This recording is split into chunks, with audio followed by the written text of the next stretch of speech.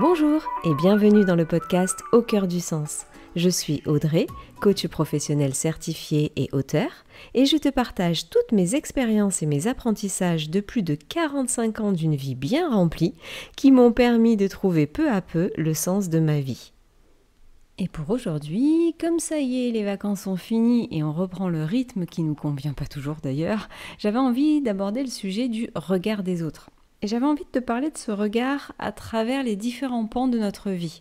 Je vais donc te parler du regard des autres de notre enfance, adolescence, âge adulte et même quand on est plus vieux, pour à la fin te donner quelques tips si le regard des autres est pour toi quelque chose de compliqué, quelle que soit la période de vie que tu vis en ce moment. Du coup, on commence par l'enfance. Dans l'enfance, le regard des autres, c'est d'abord celui des parents. C'est le tout premier miroir que l'on rencontre. Avant même de savoir qui on apprend à se voir à travers eux. On apprend ce qui est bien, ce qui est mal, ce qui est acceptable, ce qui est trop, ce qui n'est pas assez. Et ce regard-là, il n'est pas neutre. Il peut être porteur d'amour et de sécurité, mais il peut aussi être blessant. Tu te souviens peut-être, j'ai fait un épisode où je parlais des paroles qui marquent. C'est l'épisode 60, si toutefois tu veux le réécouter ou l'écouter. Et je te parlais justement de ces mots qu'on a entendus quand on était petit et qui sont restés là, gravés en nous comme des vérités. Et parfois, ce ne sont pas des insultes ou des critiques directes, juste des petites remarques, des jugements apparemment anodins, mais qui nous font nous sentir honteux de qui on est. Et ce regard-là du parent, en fait, de l'adulte qui nous élève, au-delà d'un parent, même d'un grand-parent parfois, on le garde à l'intérieur. Même quand nos parents ne sont plus là, même quand on devient grand, on continue à avoir ce regard fondateur et très inconscient sur nous. Par contre, en dehors de cette sphère de regard des parents, on a l'impression que les enfants, le regard des autres, ils s'en foutent complètement. Franchement, le nombre de fois où je suis admirative face aux enfants qui font ce qui leur plaît sans même se poser de questions. Et malheureusement, en fait, souvent en tant qu'adulte, on vient les freiner dans leur élan de spontanéité en reflétant notre propre peur du regard des autres. Alors attention, je ne juge pas du tout parce que, qu'on soit bien clair, je l'ai fait avec ma fille. En fait, on pense protéger nos enfants de ce fameux jugement extérieur, ce regard extérieur. Et du coup, après l'enfance, vient l'adolescence. Alors le regard des parents, dans cette période-là, il commence à s'estomper un peu, pour laisser place à celui des pairs, P-A-I-R-S, les amis, les copains, les groupes. L'adolescence, c'est le moment où on veut être comme les autres, tout en voulant être unique. Tu sais, ce paradoxe un peu complexe.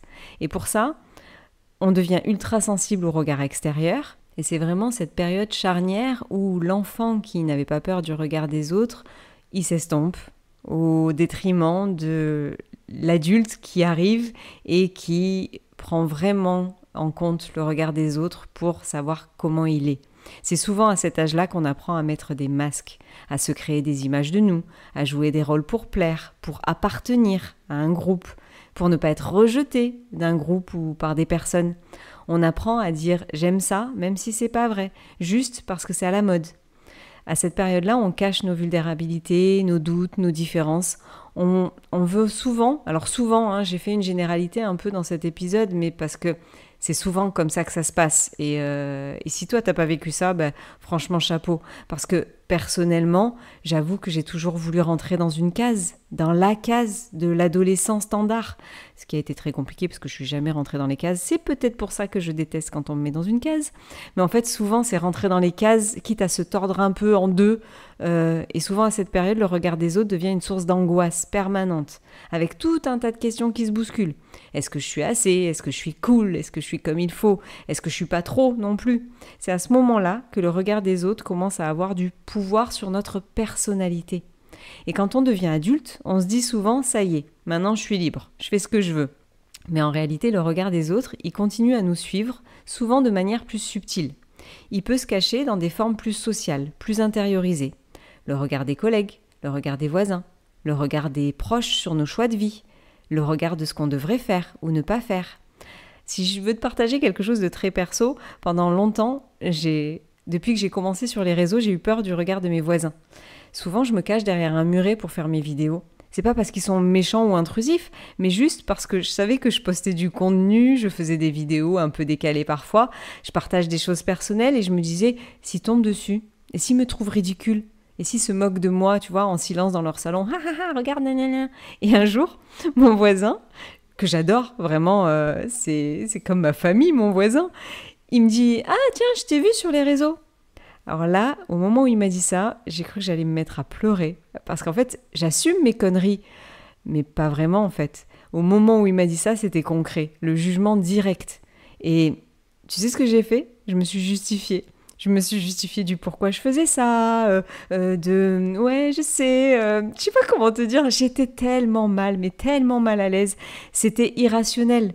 Mais la peur de son regard, c'était plus fort que tout, en fait, vraiment. Ce regard-là, même s'il dit rien, il pèse. C'est vraiment, voilà. Même à l'âge adulte, je me défais de plus en plus du regard des autres, mais voilà, c'est l'âge adulte, le regard des autres, il est toujours là. Même moins, il y est quand même. Et du coup, à la fin du cycle de vie, il y a la vieillesse.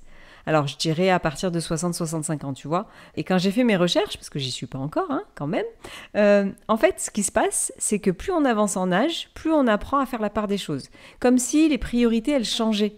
Comme si on s'était tellement pris de jugement dans la tête qu'on finissait par se dire à quoi bon se cacher. Et c'est vrai qu'aujourd'hui, je tends à être plus vieille et je me sens moins impactée par le regard des autres. Par rapport à il y a 10 ans, par exemple. T'imagines pas les conneries que je risque de poster à partir de 60 balais, si je m'en fous encore plus. Et voilà, en fait, le cycle de vie du regard des autres, c'est ça. Il y a plusieurs chapitres dans notre vie où le regard des autres a différents impacts. On pourra en parler pendant des heures et rentrer dans des détails. Je pourrais faire le regard des autres par période, parce qu'on peut le gérer différemment par période. Mais dans cet épisode, je voulais surtout te poser les bases, te donner la notion du regard des autres à travers les âges. Mais par contre, je voulais quand même terminer avec des tips pour t'aider dans ta relation au regard des autres. Et il y a une chose que j'adore dire à tous mes coachés quand vient cette peur du regard des autres. Je leur rappelle qu'il n'y a que 3 manières dont les autres peuvent réagir. Si tu fais ce que tu fais, les gens ils peuvent te critiquer, te féliciter ou même pas ils vont se rendre compte de ce que tu as fait. C'est tout. Ils peuvent donc penser du bien, du mal ou s'en moquer totalement. Mais en général, même si ça fait prendre conscience que le regard des autres, c'est quelque chose qui n'est pas forcément impactant et qu'il a l'impact que tu vas lui donner, ça n'apporte pas assez d'aide pour mes coachés. C'est un premier pas, mais je voulais te trouver des tips un peu plus concrets. Donc, je t'en ai sélectionné 3. Donc, dans les 3 tips que je voudrais te donner, le premier, c'est d'identifier les regards qui comptent. Tous les regards ne se valent pas. Fais la liste, mentale ou en papier, des personnes dont le regard t'importe vraiment, parce qu'elles t'aiment, te respectent ou te soutiennent. Et les autres, ils ont le droit d'avoir un avis, mais ça ne doit pas guider ta vie. C'est très important. Si tu dois faire attention au regard des autres, choisis les regards qui t'importent. Le deuxième tips, c'est se recentrer sur son pourquoi. Quand tu fais quelque chose, quand tu crées, quand tu oses quelque chose, quand tu dis non, quand tu prends une décision, rappelle-toi pourquoi tu le fais. Est-ce que c'est aligné avec toi ? Est-ce que ça a du sens ? Si oui, alors peu importe ce qu'on en pense. Peu importe ce que les gens pensent de toi si tu fais quelque chose qui est aligné avec qui tu es. Ça, recentre-toi sur ton pourquoi, rappelle-toi pourquoi tu le fais et ça peut vraiment aider dans le jugement des autres. Personnellement, quand je fais mes vidéos, même si c'est décalé, ça peut paraître ridicule, je sais pourquoi je le fais. Je sais l'impact que je veux avoir et je sais que ça peut aider des gens. Donc, le regard des autres, je m'en détache. Et le troisième tips que je voulais te donner, c'est un tips, alors pas forcément agréable, mais c'est accepte d'être critiqué. Accepte qu'on te dise que là, tu es ridicule. C'est ok. Oui, alors je pense à une vidéo notamment que j'ai voulu poster où j'ai intégré un extrait du dessin animé Aladdin. En plus, c'était une vidéo qui n'a pas très bien marché. Mais je trouvais ça ridicule, mais ça m'a fait rire et ça m'a plu. Et on m'a critiqué. Et c'est ok. En fait, c'est difficile, mais c'est libérateur. Plus tu fais, plus tu t'exposes. Plus tu t'exposes, plus tu seras critiqué. Et comme on m'a dit récemment, en fait, il faut les célébrer, les critiques. Célèbre les critiques parce que c'est que tu as attiré l'attention. Donc, c'est le prix de l'expression authentique, si tu veux. De toute façon, les gens, soit ils te jugent pas, mais ils ont le droit. Et tu sais quoi, le pire, c'est que les gens jugent toujours, même quand tu fais rien. Et parfois, ils jugent plus sévèrement quand tu fais rien que quand tu fais quelque chose. Donc, accepte la critique. Alors, c'est pas facile, c'est désagréable, c'est tout ce que tu veux, mais si tu commences à l'accepter, ça passe mieux et le regard des autres, il aura moins d'emprise sur toi. Voilà, pour finir, si je dois te résumer l'épisode, en fait, le regard des autres, c'est une réalité sociale. C'est un miroir qui est parfois utile, parfois cruel, parfois pas utile du tout, on leur a rien demandé, mais bon, il est là le regard des autres. C'est pas une prison, sauf si tu leur donnes les clés. En fait, c'est ça l'essentiel. Si tu décides que le regard des autres n'aura pas d'impact sur toi, tu vas voir que tu vas te sentir libéré.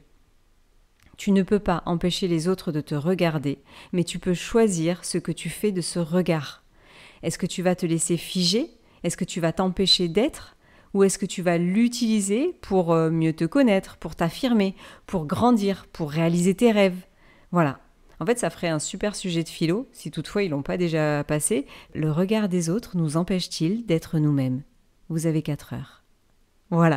Voilà pour aujourd'hui. Toute plaisanterie mise à part, si tu dois retenir une chose de cet épisode, sache que le regard qui compte le plus, c'est le tien. Voilà. Après ces belles paroles, je te souhaite une bonne journée ou une bonne soirée et je te dis à la semaine prochaine pour un nouvel épisode.